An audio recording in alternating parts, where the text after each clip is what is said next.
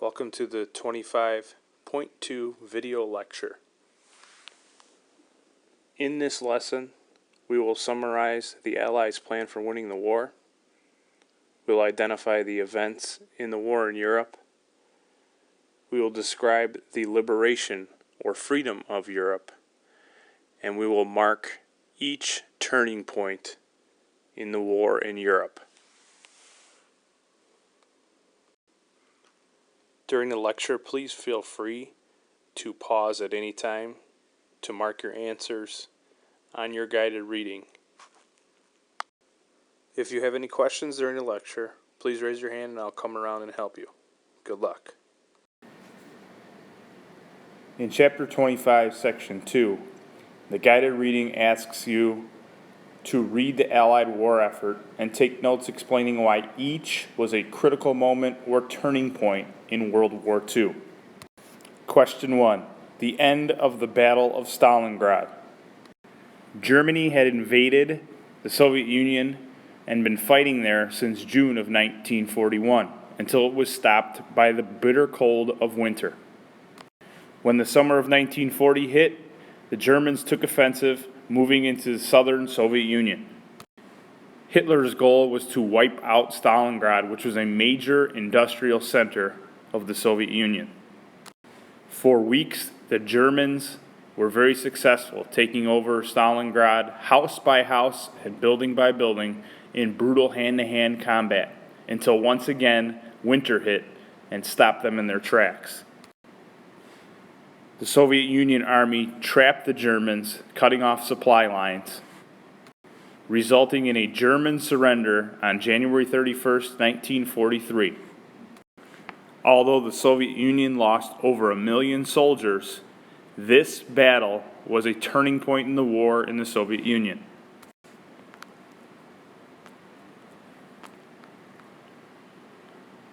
It prevented the Germans from taking over the Soviet Union and marked the point from which the Soviet army began to move westward towards Germany and stopped fighting a defensive battle. Question number 2, the end of Operation Torch. Operation Torch, led by American General Dwight D. Eisenhower, was an invasion of the Axis-controlled North Africa. In November of 1942, 107,000 Allied troops, most of them American, landed at 3 major cities in northern Africa: Casablanca, Oran, and Algiers.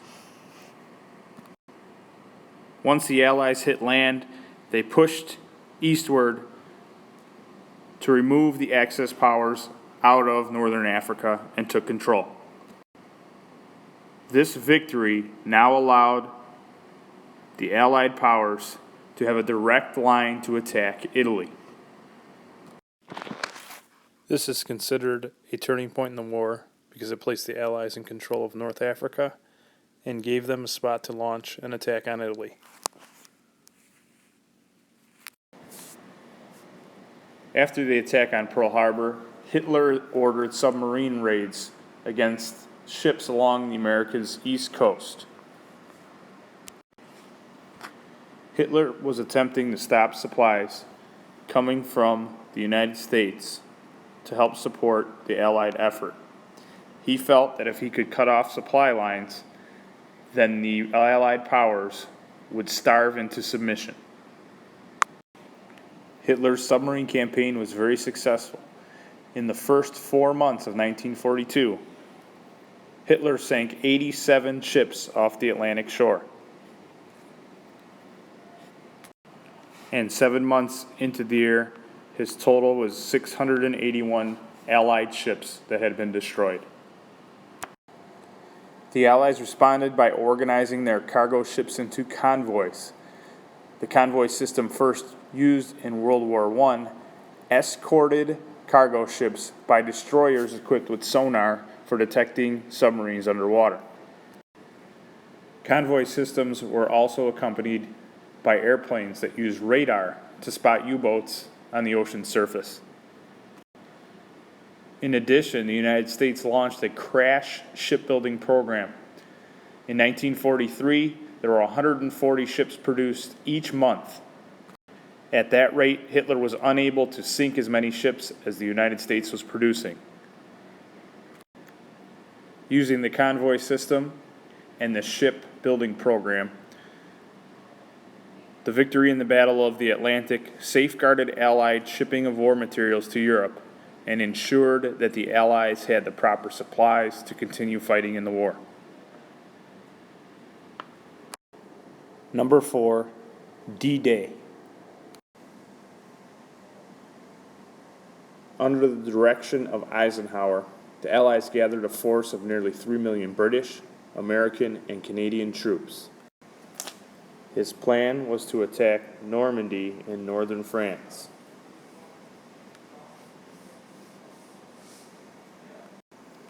In order to keep his plan secret, the Allies set up a huge phantom army and headquarters in Dover. In radio messages, they knew that the Germans could read. The Allied commanders sent orders to make believe that they would attack the French port of Calais. As a result, Hitler posted a large army outside of Calais in case of the attack. The operation, codenamed Operation Overlord, took place on June 6, 1944. The first day, parachuters landed behind enemy lines, followed by early morning hours of thousands upon thousands of seaborne soldiers storming the beach near Normandy. Allied soldiers crammed into boats faced a brutal counterattack by the Germans.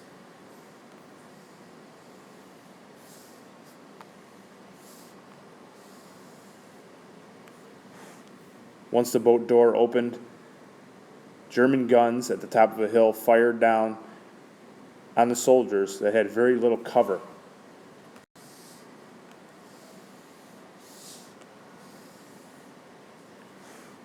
This was the scene faced by Allied soldiers as they landed on the beach. Barricades were often set up so boats could not land all the way on the beach, and soldiers had to go through the water before landing.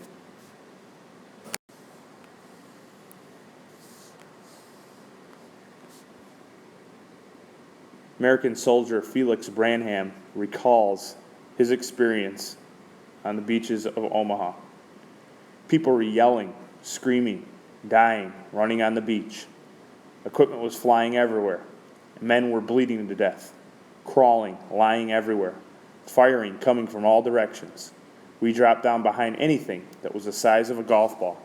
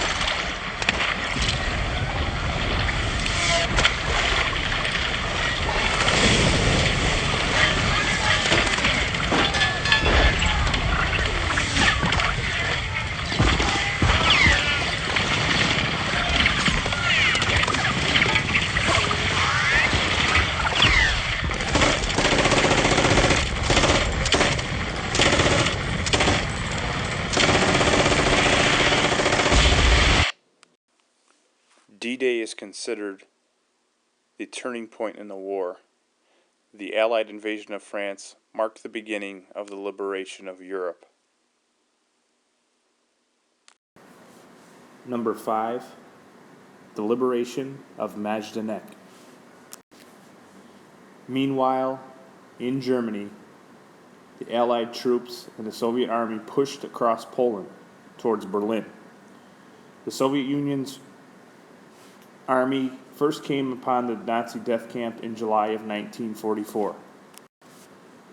As they grew closer, the German SS guards worked to try and bury and burn all the evidence of their hideous crimes. When the Soviets entered Majdanek, they found thousands of starving prisoners barely alive and the world's largest crematorium. They found a warehouse containing over 800,000 shoes of the dead. Since many Soviets and later Americans were unaware of the Holocaust going on, many of them were shocked and horrified to find such Nazi death camps.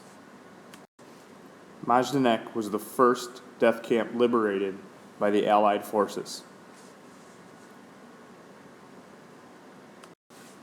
Number 6, liberation of France.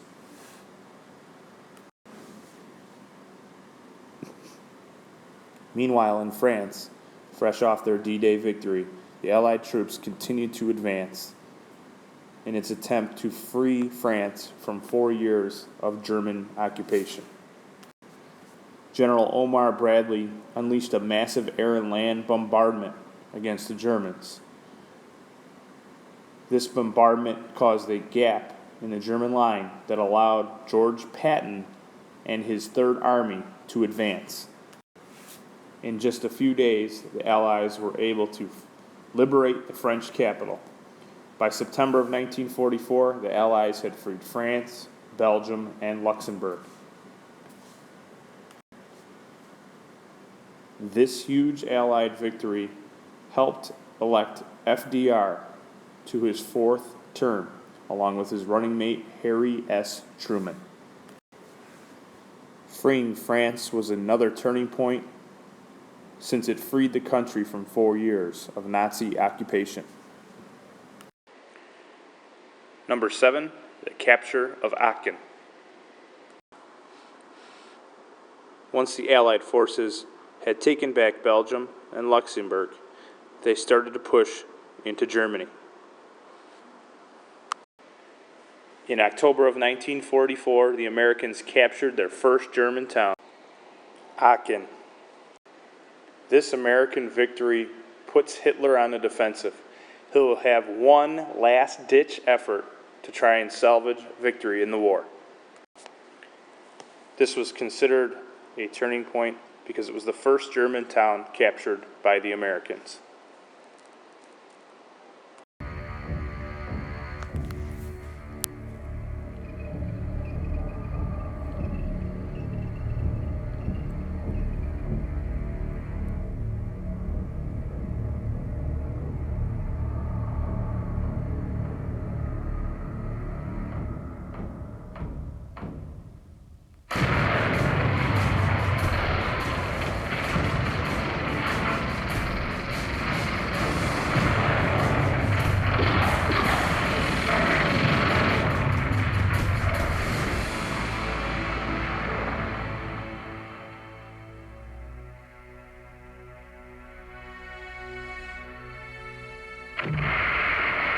During the Bulge, command broke down, supplies broke down, morale broke down, communications broke down, everything broke down. It was every man for himself.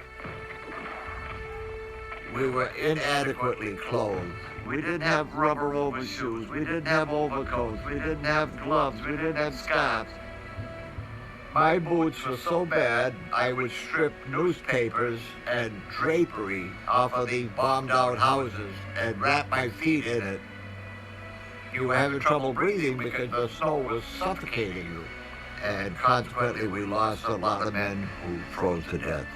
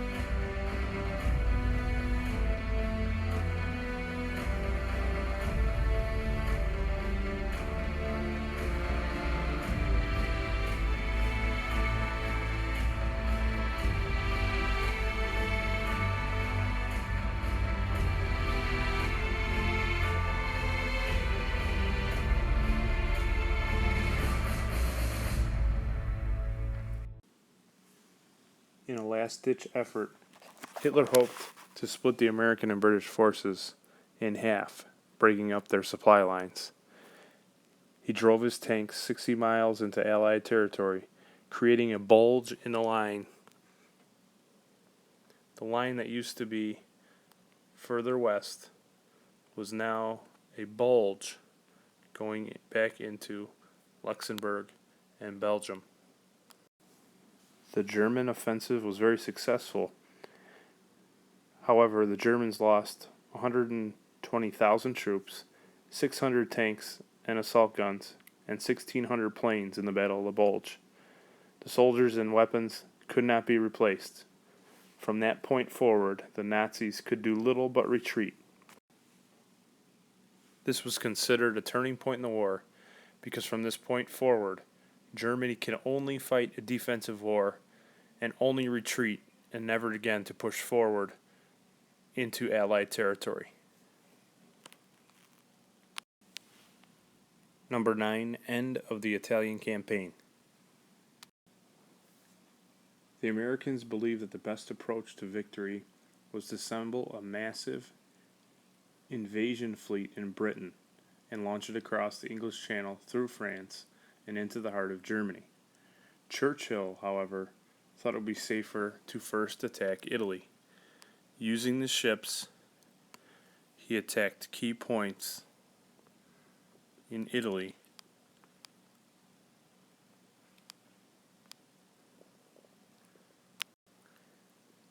The Italian campaign was off to a very good start, with the capture of Sicily in the summer of 1943. Stunned of the collapse of the Italian army, the Italian government forced dictator Benito Mussolini to resign. They brought him to the palace, stripped him of his power, and had him arrested.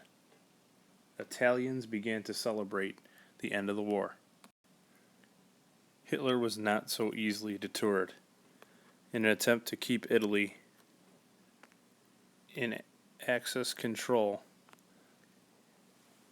and continue fighting in Italy rather than German soil, Hitler continued to fight.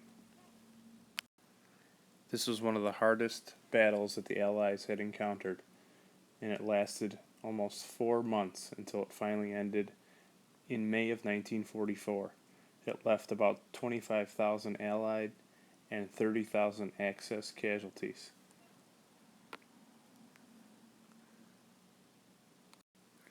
The effort to free Italy was not successful until 1945, when Germany itself was close to collapse. The end of the Italian campaign was considered a turning point because it resulted in the freedom for Italy and the execution of its dictator Benito Mussolini. Number 10. VE Day, or Victory in Europe Day. By April of 1945, the Soviet Union had stormed into Berlin. Hitler and his underground headquarters prepared for the end, marrying his longtime companion, Eva Braun. Here he gave his final address, blaming the Jews for starting the war, and blamed his generals for losing it. Instead of facing his enemies, Hitler and his wife decided to take the easy way out. The next day, Hitler shot himself while his new wife swallowed poison. Following Hitler's orders, soldiers took the bodies outside, soaked them in gasoline, and burned them. 1 week later, General Eisenhower accepted the unconditional surrender of Germany. On May 8th, 1945, the Allies celebrated Victory in Europe Day. The war in Europe was finally over. The victory was celebrated all across the world, here in London and here in Times Square, New York. One American unable to celebrate VE Day was President Roosevelt. On April 12, 1945, while posing for a portrait in Warm Springs, Georgia, the president had a stroke and died. That night, Harry S. Truman became the nation's 33rd president. Truman would now be faced with defeating Japan and avenging the losses that the United States had on December 7th, 1941. This was considered a turning point because it was the surrender of Germany and marked the end of the war in Europe. You should have now completed Chapter 25, Section 2, guided reading. Please log off of the iPad. Please clear all the apps and place it on the iPad cart. When you are finished, return to your seat, and please work on the Chapter 25, Section 2, paragraph framing. When you are finished, please bring it up to my desk, and I will stamp both the guided reading and the paragraph framing.